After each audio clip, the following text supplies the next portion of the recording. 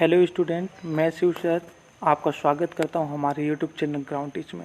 आज हम छत्तीसगढ़ माध्यमिक शिक्षा मंडल रायपुर माह सितंबर कक्षा 12वीं विषय गणित असाइनमेंट नंबर 2 को कम्प्लीटली सॉल्व करेंगे। यदि आपने हमारे चैनल को सब्सक्राइब नहीं किया तो जल्द से सब्सक्राइब कर दीजिए, लाइक कर दीजिए, ताकि मैं जब भी दूसरा वीडियो अपलोड करूँ या अगले मंथ का असाइनमेंट आंसर लाऊँ तो उसका नोटिफिकेशन आपको तत्काल मिल सके। साथ ही 10th एंड 12th के दोस्तों भाइयों को ज़रूर ये वीडियो सेंड करें, क्योंकि उनका भी यहाँ पे वीडियो अपलोड किया जाता है।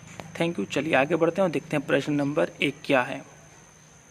तो प्रश्न 1 आपसे पूछा है, 2 खंड में पूछा गया प्रश्न 1, जो कि कितने के हैं, 4 अंक का है।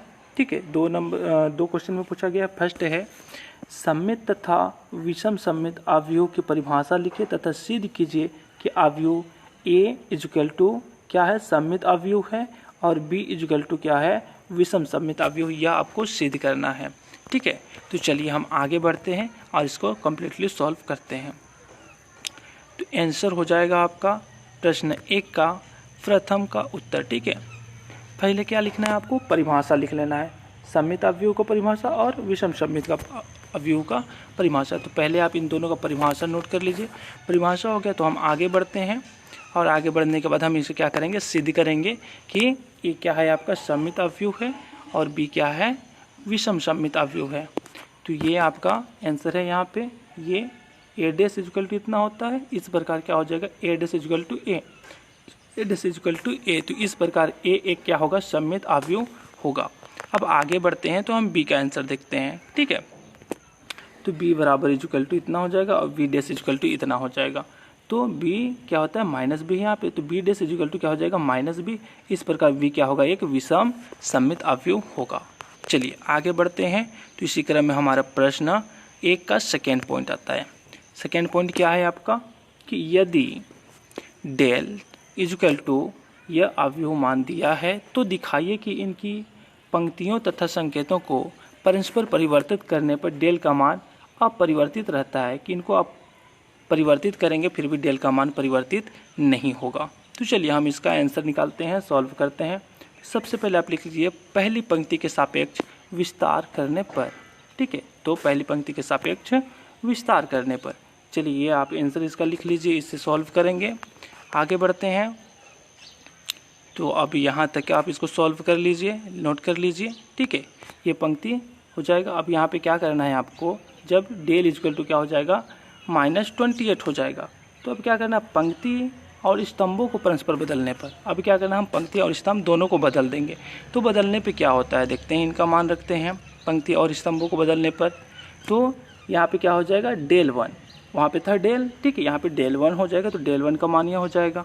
अब डेल 1 का जब मान निकालेंगे आप, तो इस तरीके से यहाँ तक मान आएगा, और आगे बढ़ेंगे तो डेल 1 का मान आ जाएगा आपका, कितना आ जाएगा, डेल 1 का भी मान -28 हो रहा है। इस प्रकार डेल 1 इक्वल टू डेल सिद्ध होता है कि उसको पंक्तियों को बदलने पे क्या होता है, मान में कोई परिवर्तन नहीं होता है।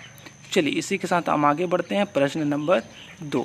प्रश्न 2 क्या है आपका, कि निम्नलिखित समीकरण निकाय को अवयव विधा से हल कीजिए। यह जो निकाय दिया हुआ है इसको आपको अवयव विधा से हल करना है। ये प्रश्न क्या है, 4 अंक का है। तो चलिए इसको भी हम लोग सॉल्व करते हैं, आगे बढ़ते हैं। सबसे पहले उत्तर हम लोग लिखेंगे कि दिए गए समीकरण निकाय को अवयव विधि से हल करने पर, या हल करने के अलावा क्या हम लिखने पे, तो ax इक्वल टू क्या हो जाएगा, b हो जाएगा। अब यहाँ पे जो मान होता है इस मान को आप यहाँ पे अवयव विधि से लिख देंगे। अब इसके बाद हम आगे बढ़ेंगे तो हो जाएगा यहाँ पे क्या, इसलिए क्या होता है, x equal to a inverse b। Inverse ज्ञात करने के लिए a D J into A ज्ञात करना होगा। a के अवयव के सहखंड हैं। ठीक है, तो a के अवयव के सहखंड क्या है, ये a के अवयव के सहखंड है। इन सहखंडों को लिख लीजिए।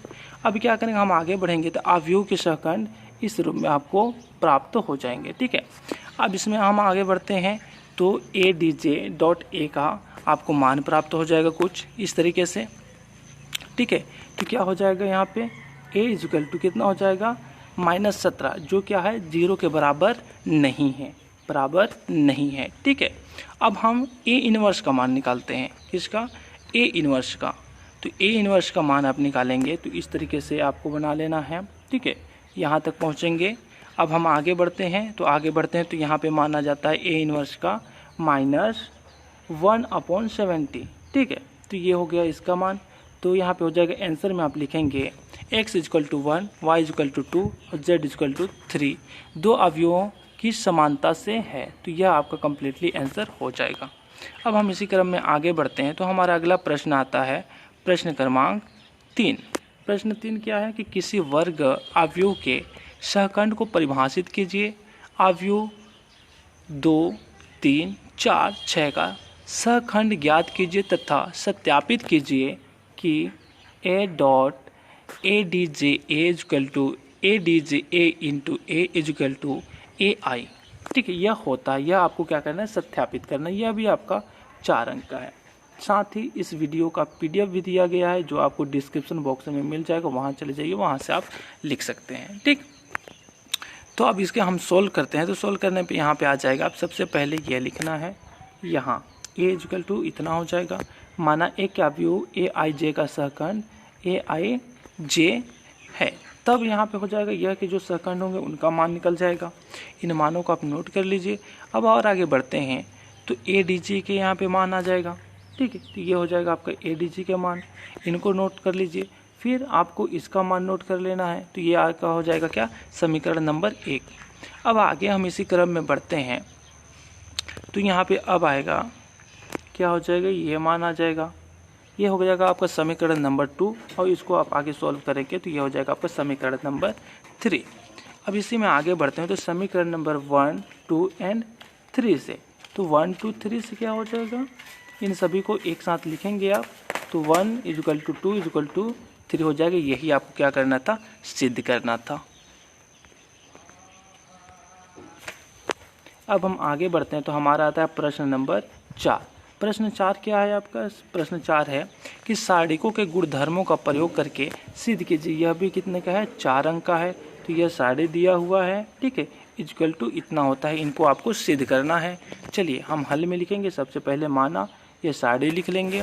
अब आगे बढ़ेंगे हम इसी में तो यहाँ पे हमारा सारणी क्या आ जाएगा, 1/ABC। 1/ABC का इतना आप मान लिख लेंगे। अब फिर इसी में आगे बढ़ेंगे। ठीक है, एक यहाँ पे देख लेंगे कि ये जो B है ये क्या है, आपका कटा हुआ है ना। ये B को नहीं लिखेंगे, B² C होगा। आगे बढ़ेंगे तो यहाँ पे हमारा वैल्यू कुछ इस तरीके से आ जाएगा, ABC/ABC सक्रियाएं से। अब सक्रियाओं को जब सॉल्व करेंगे तो यह मिल जाएगा। आगे से और भी सॉल्व करेंगे तो इस तरीके से वैल्यू आपको प्राप्त हो जाएंगे। ठीक है, यह वैल्यू आपको प्राप्त हो जाएंगे। अब इसमें आगे बढ़ेंगे तो यहाँ पे क्या हो जाएगा, संक्रियाएं यह क्या होगा, आपका सिद्ध हो जाएगा। ठीक है, तो ये हो जाएगा आपका आंसर कंप्लीट हो जाएगा। अब आगे बढ़ेंगे तो आगे बढ़ने पे हमारा आता है प्रश्न नंबर 5। क्वेश्चन नंबर 5, तो ये सारणिक यहाँ पे दिया हुआ है, इसके अवयवों के उपसारणिक और सहखंड ज्ञात करना है। यह भी आपका कितने का है, प्रश्न नंबर 4 का है।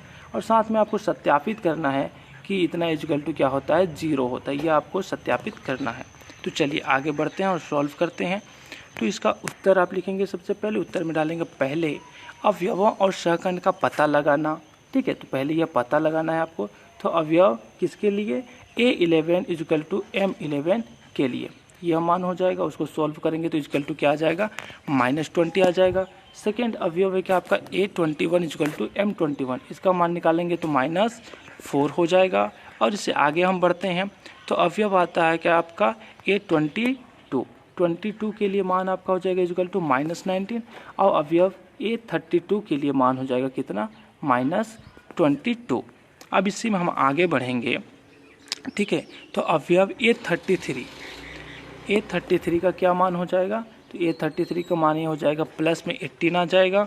और आगे बढ़ते हैं तो यहाँ पे क्या हो जाएगा, A11 = 2 होता है, A12 = होता है -3 और A13 = होता है प्लस का आपका 5 होता है। अब A31 का 12 होता है माइनस में, A32 का होता है 22, A33 का होता है आपका प्लस का 18। अब इनके वैल्यू को आप यदि रख देंगे, ठीक है, वैल्यू को रख देंगे तो वैल्यू रखने पे हो जाएगा आपका, यह फॉर्मूला है, इसमें आप वैल्यू को रख दीजिए।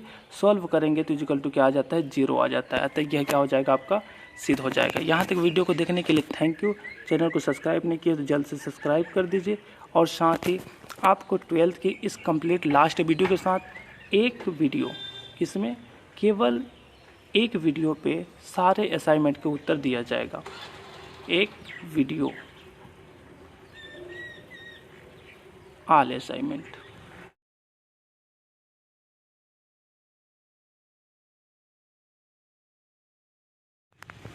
Thank you. मिलते हैं नेक्स्ट वीडियो में। जय हिंद।